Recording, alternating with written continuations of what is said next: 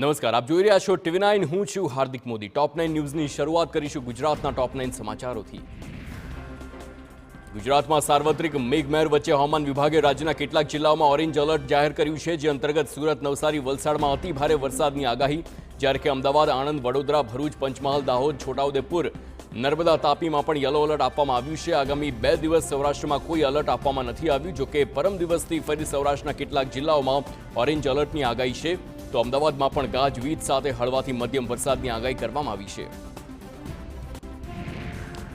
ડાંગની અંબિકા નદીમાં પાણી આવતા ગીરા ધોધ સક્રિય થયો છે. ડ્રોન કેમેરામાં ગીરા ધોધનો સુંદર અને નયનરમ્ય નજારો કેદ થયો છે. ડાંગમાં અવિરત વરસાદના કારણે અનેક નદીઓ તેમજ ઝરણા જીવંત થઈ ઉઠ્યા છે. કુદરતી સૌંદર્ય માણવા હજારોની સંખ્યામાં પ્રવાસીઓની ભીડ ઉમટી. સાપુતારા ડોન હિલ ખાતે પ્રવાસીઓની ભીડ ઉમટી છે. રજાનો દિવસ હોવાથી લીલીછમ વનરાજી અને પર્વતોની વચ્ચે વહેતા ઝરણાને નિહાળવા મોટી સંખ્યામાં પ્રવાસીઓ ઉમટ્યા.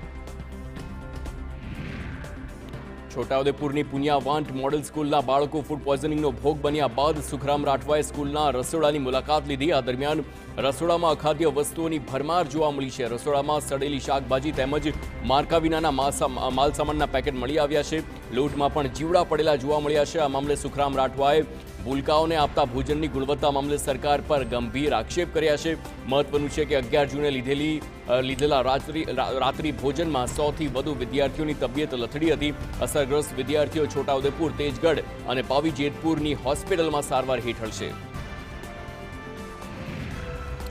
ગાંધીનગરના દહેગામ તાલુકાના જૂના પહાડિયા ગામે ગ્રામજનોની જાણ બહાર બારોબાર વેચી મારવા મામલે હવે તંત્ર એક્શનમાં આવ્યું છે. દહેગામ સબ રજિસ્ટ્રાર કચેરી દ્વારા કોઈપણ જાતની સ્થળ ચકાસણી વિના દસ્તાવેજ નોંધણી કરી દેવામાં આવ્યું, પરંતુ બેદરકારી સામે આવ્યા બાદ હવે સબ રજિસ્ટ્રાર દ્વારા જમીન વેચનાર તેમજ ખરીદનારને મળીને કુલ 9 લોકો વિરુદ્ધ રખિયાલ પોલીસ મથકમાં ગુનો દાખલ કરવામાં આવ્યો છે, જેની તપાસ લોકલ ક્રાઇમ બ્રાન્ચને સોંપવામાં આવી છે. તો જૂના પહાડિયા ગામ માટે જમીન આપનારાઓના વારસદારો દ્વારા રજિસ્ટ્રાર દસ્તાવેજથી અન્યને આખું ગામ વેચી માર્યું હોવાનું ગ્રામજનોના ધ્યાને આવતા હોબાળો મચી ગયો. વડોદરાના ડભોઈમાં કરનાળીમાં આંગણવાડીમાં નમાજ પઢાવતા વિવાદનો વંટોળ ઉઠ્યો છે. હિન્દુ વિદ્યાર્થીઓને માથે રૂમાલ બંધાવી નમાજ પઢાવતા અનેક સવાલો ઉઠી રહ્યા છે. અભ્યાસક્રમ ન હોવા છતાં બાળકોને ઈદના પાઠ ભણાવવામાં આવ્યા છે. સમગ્ર ઘટનાનો ફોટો સોશિયલ મીડિયામાં વાયરલ થતા ધારાસભ્ય શૈલેષ મહેતા એક્શનમાં આવ્યા. તેમણે કહ્યું કે શૈક્ષણિક સંસ્થામાં આ બાબતનું શિક્ષણ આપવું યોગ્ય નથી. સરકારે આ બાબતને ગંભીરતાથી લેવી જોઈએ.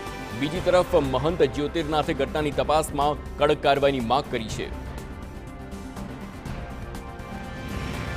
તો બીજી તરફ જામનગરમાં પણ આંગણવાડીમાં બાળકોને મુસ્લિમ તહેવારના પાઠ શીખવાડવામાં આવતા વિવાદ સર્જાયો છે. સોનલનગર વિસ્તારમાં આંગણવાડીમાં મુસ્લિમ તહેવારોની ઉજવણીથી વિવાદ સર્જાયો છે. બાળકોને નમાઝ શીખવતા હોય એવા પણ ફોટો અને વિડીયો વાયરલ થયા છે. તાજિયા વખતે શું બોલવામાં આવે છે તેવું પણ વિદ્યાર્થીઓને પૂછવામાં આવ્યું હતું. હિન્દુ બાળકોને મુસ્લિમ તહેવારની ઉજવણી કરાવતા હિન્દુ સંગઠનોએ નારાજ થઈને વિરોધ કર્યો છે. બીજી તરફ મનપા તંત્ર સમગ્ર ઘટના અંગે હજુ અજાણ છે, તો પરિપત્ર બાદ આવી ઉજવણી કરી હોવાનો આંગણવાડી સંચાલકોએ દાવો કર્યો છે. સાબરકાંઠામાં ચાંદીપુરમ વાયરસથી 4 બાળકોના મોત થયા બાદ આરોગ્ય વિભાગ દોડતું થયું છે. આરોગ્ય વિભાગની ટીમે હિંમતનગરના પીપળિયા ગામે પહોંચીને સર્વે હાથ ધર્યો છે. સમગ્ર જિલ્લામાં આરોગ્યની 50 ટીમો કામગીરીમાં લાગી છે અને આ અંતર્ગત હિંમતનગરમાં 25 અને ખેડબ્રહ્મામાં 25 ટીમોનો સર્વે ચાલુ છે. હિંમતનગરના ધાણધાર, રામપુર, રૂપાલ, કંપા, પીપળિયા સહિતના વિસ્તારમાં સર્વે હાથ ધરવામાં આવ્યો છે. સાથે જ મચ્છર અને માખી નિયંત્રણ માટે પાવડરનો છંટકાવ કરવાનું પણ શરૂ કરવામાં આવ્યું છે.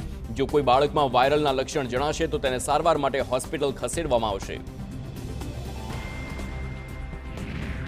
દક્ષિણ ગુજરાતના વધુ એક ભાજપના એમએલએ તેમના વિસ્તારની સમસ્યાને લઈને સીએમને પત્ર લખ્યો છે. નર્મદા જિલ્લામાં નાંદોદ વિધાનસભા બેઠકના ધારાસભ્ય દર્શના દેશમુખે સીએમને પત્ર લખીને સ્ટેચ્યુ ઓફ યુનિટી ખાતે શ્રમિકો પાસેથી દંડ વસૂલાતો હોવાની રજૂઆત કરી છે.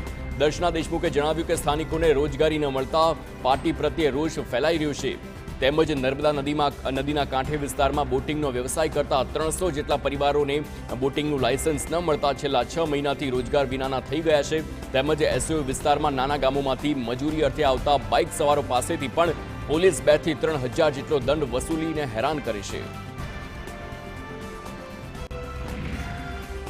કોળી સમાજના મુખ્યપ્રધાન બનાવવાની માંગ વચ્ચે અખિલ ભારતીય કોળી સમાજના પ્રદેશ અધ્યક્ષ હીરા સોલંકીએ મહત્વનું નિવેદન આપ્યું છે. હીરા સોલંકીએ કોળી સમાજના નેતાને સીએમ બનાવવા આડકતરી રીતે સમર્થન આપતા કહ્યું કે કોળી સમાજના નેતા સીએમ બને તો અમને અને સમાજને આનંદ થશે.